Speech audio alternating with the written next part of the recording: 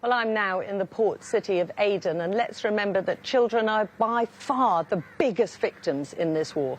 According to the latest United Nations figures, one child in Yemen dies every 10 minutes from preventable causes. That's completely unnecessary deaths. And there are a staggering 11 million children in Yemen who are in need of humanitarian aid and assistance, who basically go hungry every day.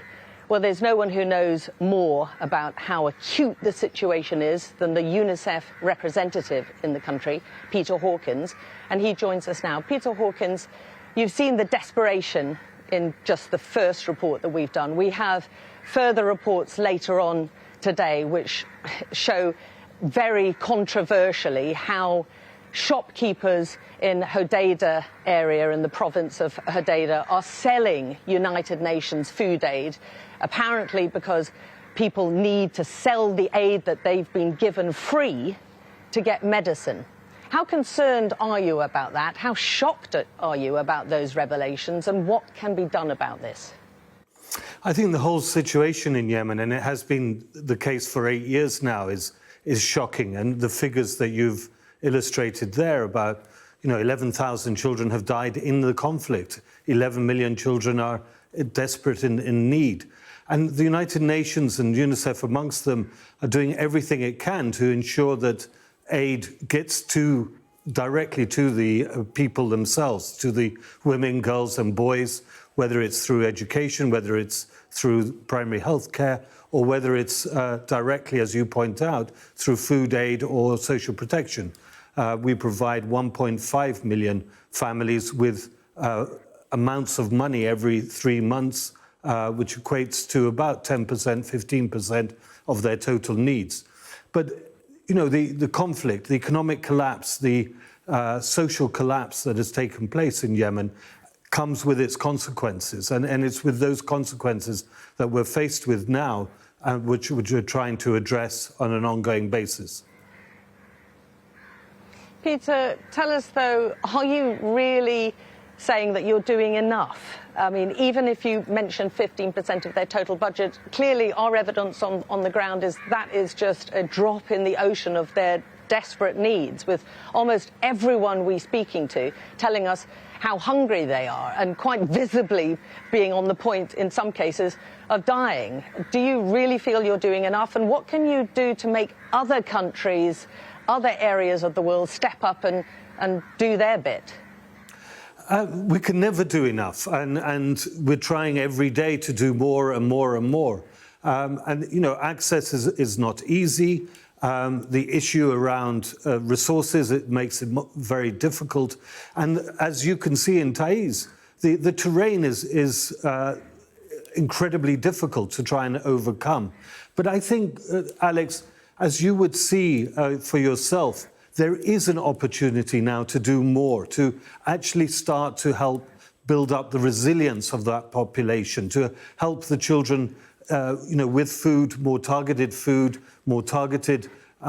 nutritional intake, to be able to build up their resilience. So if the situation should deteriorate, God forbid, that they can fend for themselves. But I think more importantly, if the no war, no peace, which is the current situation, should continue, let's use that opportunity to build the services, to build the resilience of the population and ensure those services are able to deliver effectively to that population. That's the only sustainable and cost-effective way going forward, and it will reach for a majority of the population.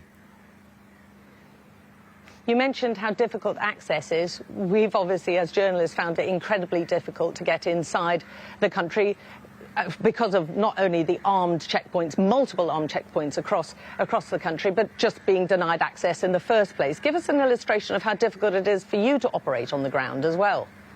It's much easier for me. I mean, I live in Sana'a and I travel all over the country, as indeed do members of my team. And we have offices throughout the country, north, south, east and west. And we're able to move as we require. The issue is trying to move the materials into place, whether it's ready to eat food for nutrition, whether it's to get the vaccine or the medicines up into some of these more remote areas and effectively delivered to that population. That's the difficulty.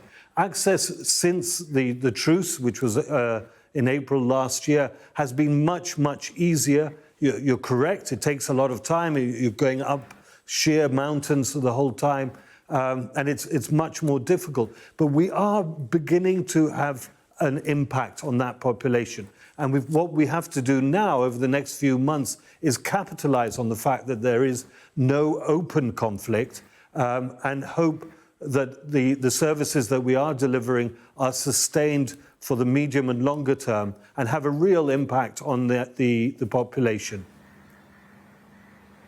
Well, aid budgets are being slashed, and the people on the ground are definitely feeling the impact of those cuts around the world, saying that it's been halved in just a few months, not specifically mentioning UNICEF or anyone from the United Nations, but just talking about on the ground how they're getting so much less. I wonder how you encourage anyone, the world, to now focus on this war, which has got the closest in 8 years to any potential possible peace deal. At the end of February, as you know, Alex, the international community pledged $1.2 billion.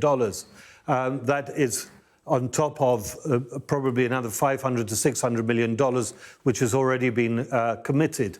So that's nearly $2 billion. That is about 25%, 30% of the total needs. But at the beginning of the year, that is a significant pledge to take forward. And what we really have to focus on now is using those resources in the most effective way to ensure that the population do get sustainable services as quickly as possible. And the key there, Alex, is really the system, the health system, reinvigorating the health system to make sure that it delivers vaccine in an unimpeded way. It delivers medicines. It ensures that pregnant women do have access to antenatal care and other services, that children do access schools in one way or another so that they can learn and aspire towards a better future. And we have that opportunity now to be able to do that. So any investment going forward will deliver a return on that investment as long as there is peace, as you've said. Peter Hawkins, the UNICEF representative in Yemen, thank you for really valid points and also illustrating just what a huge challenge there is ahead, even if peace is declared. Well, you can watch our exclusive string of reports from inside Yemen, The Forgotten War, from 7:30 UK time tonight.